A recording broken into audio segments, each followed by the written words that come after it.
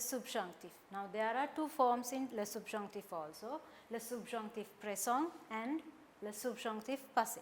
First we learn le subjunctive présent. Now let's see how we form subjunctive présent.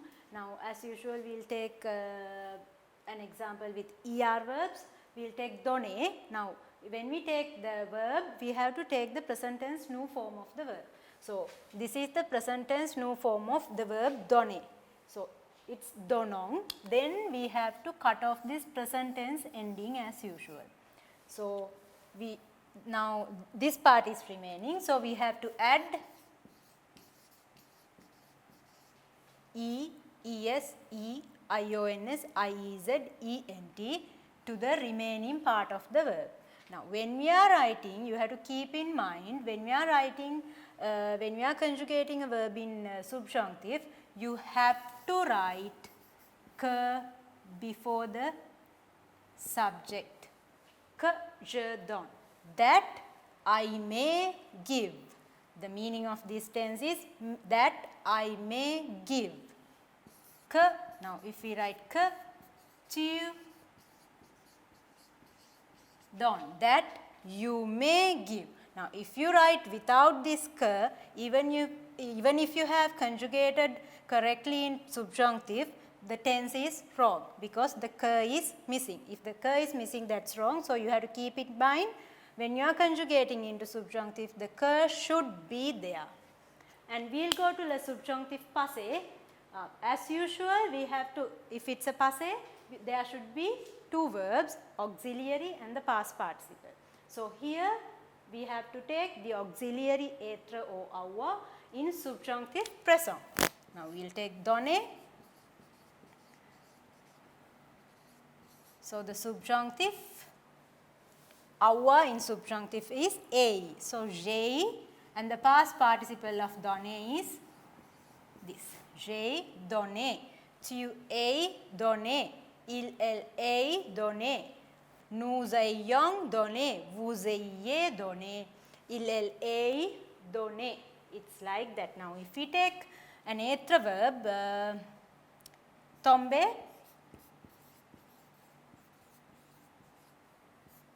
So it should be je suis tombé. Now if you write elle soit tombé with e. All the agreements should be done if you are writing a passé with être. If not, it's wrong. Now here also there's a mistake here because I haven't written que. We have to write que before subjunctive. So here it should be que je sois, and this should be qu'elle soit tombée. As you all know, in subjunctive also there are some exceptions, irregular verbs. So these are the irregular verbs in subjunctive. I have written the first column is être. So it should be que je sois, that I may be. Que tu sois, qu'il ou qu'elle soit, que nous soyons, que vous soyez, qu'il ou qu'elle soit. And here this part is for our. This is the irregular verb our. Now when we write in subjunctive, it should be que j'ai. Now here je ends in a vowel. So we have to cut off that vowel and then we have to add an apostrophe. So it should be que j'ai. Que tu es. But we don't do the same thing for tu even if it ends in a vowel. Right? It should be tu. Que tu es, qu'il est, qu'elle est, que nous ayons, que vous ayez, qu'il ou qu'elle ait. And next one, prendre. Prendre is to take. Que je prenne, que tu prennes, qu'il ou qu'elle prenne, que nous prenions, que vous preniez, qu'il ou qu'elle prenne. Now all the verbs should be translated as that, I, O, what's the you, he, she, they, nous, may. That I may take, that you may take, that he may take, like that. So next verb is aller. So it should be que j'aille, que tu ailles, qu'il ou qu'elle aille, que nous allions, que vous alliez, que vous aille, sorry, qu'il aille ou qu'elle aille. Next verb is pouvoir. For pouvoir, it should be que je puisse, que tu puisses, qu'il puisse ou qu'elle puisse, que nous puissions, que vous puissiez, qu'il ou qu'elle puisse. Next one, faire, que je fasse, que tu fasses, qu'il ou qu'elle fasse, que nous fassions, que vous fassiez, qu'il ou qu'elle fasse. Next one, savoir, it should be que je save, que tu saves, qu'il ou qu'elle save, que nous savions, que vous saviez, qu'il ou qu'elle save. Next verb is vouloir. For vouloir, we say que je veuille. And tu, que tu veuilles with S. Qu'il ou qu'elle veuille. And these two changes, nous, que nous voulions. We don't say veuillions, we say voulions, que vous vouliez. And again, for il and elle plural, it should be qu'il or qu'elle veuille. And the last one, devoir. Que je doive, que tu doives, qu'il ou qu'elle doive. And again, nous and vous changes. Que nous devions, que vous deviez. And again, il and elle plural changes. Qu'il ou qu'elle doivent. These are the irregular verbs in subjunctive.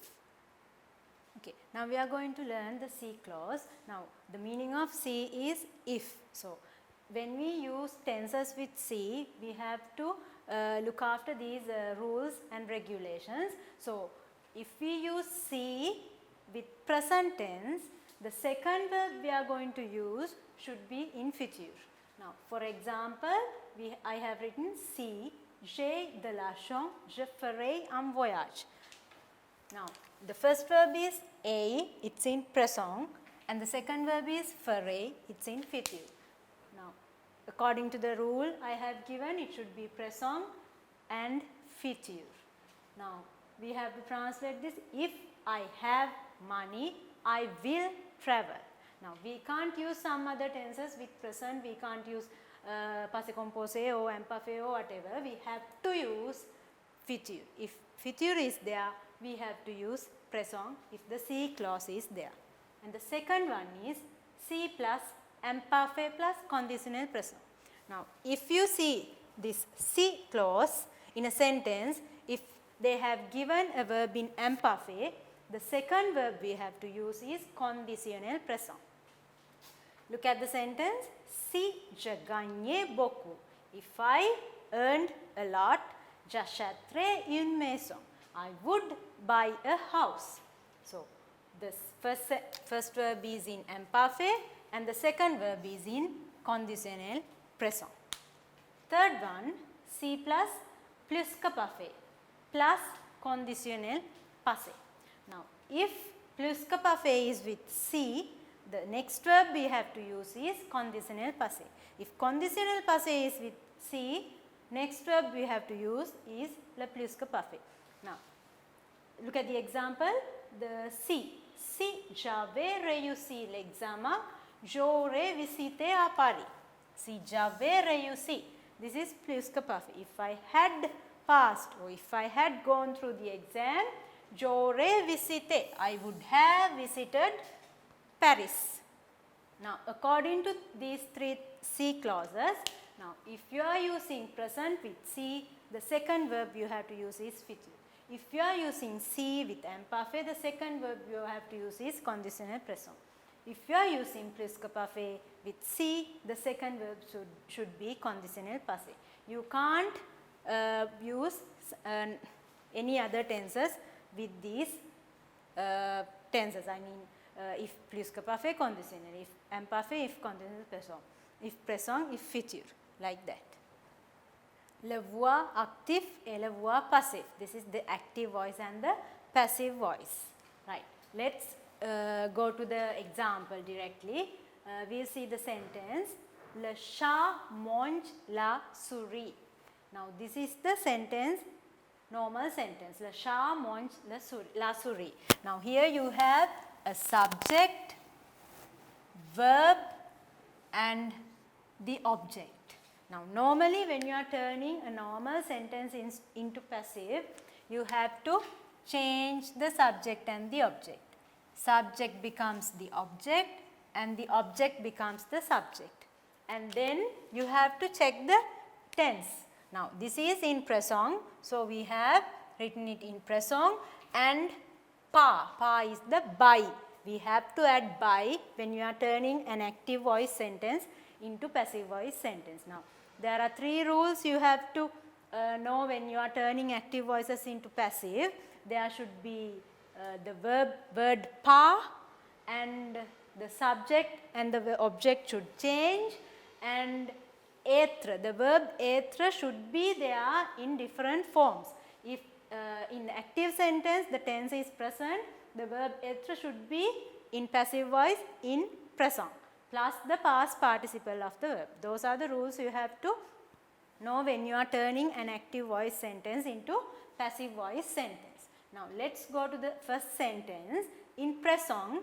Now the sentence is le bûcheron coupe, and I forgot to tell that when you are turning an active voice sentence into passive voice sentence, you have to accord the verb with the subject. Now when after turning active sentence into passive sentence, if the verb is a feminine verb, you have to add e at the end of the past participle of the passive voice sentence verb.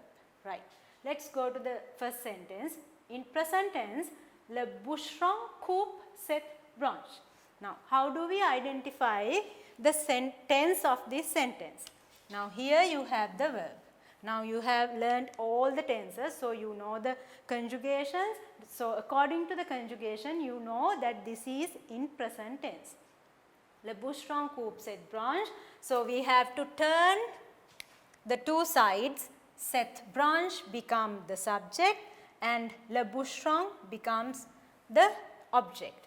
And you have the verb is in present tense, so you have to write être in present tense. In passive voice sentences, you have to include verb être, definitely you have to do that. Right. So the verb in the active sentence is present, so this should be in present être, then the past participle of the verb. Now this is the past participle, and cette branche is feminine, so that we have added an e to the verb. So it should be cette branche est coupée par le bûcheron. This branch is cut by the woodcutter. Second one, futur. Le bûcheron coupera cette branche. So we have taken the object as the subject, subject as the object, and the tense. What is the tense here? The tense is futur. So we have to add être in futur here. So être futur form is sera, cette branche sera coupée with e because the subject is feminine singular. So this branch will be cut by the woodcutter. And passé composé, le bûcheron a coupé cette branche.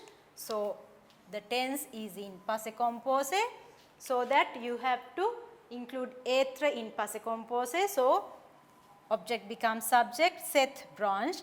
Être in passé composé is a été, then the past participle with e because the subject is in feminine singular form. Next, plus que parfait, le bûcheron avait coupé cette branche. So now you know that this tense is in plus que parfait, so you have to write the verb être in plus que parfait in passive form. So it should be avait été, and the past participle of the verb par le bûcheron. So this branch had been cut by the woodcutter. And I forgot to write this imparfait form. In imparfait, it should be le bûcheron couper cette branche. So in that case also, you have to turn the side, change the sides of the subject and the verb. Cette branche était coupée par le boucheron. Like that you have to continue with the other tenses also. Okay. To conclude the lesson, I have an exercise for you, a homework.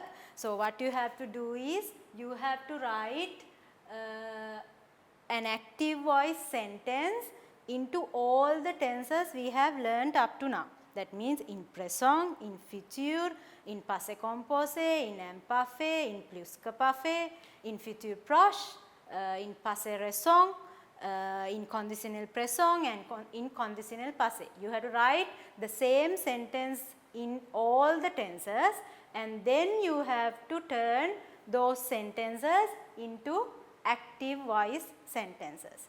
Okay, now that's all for today.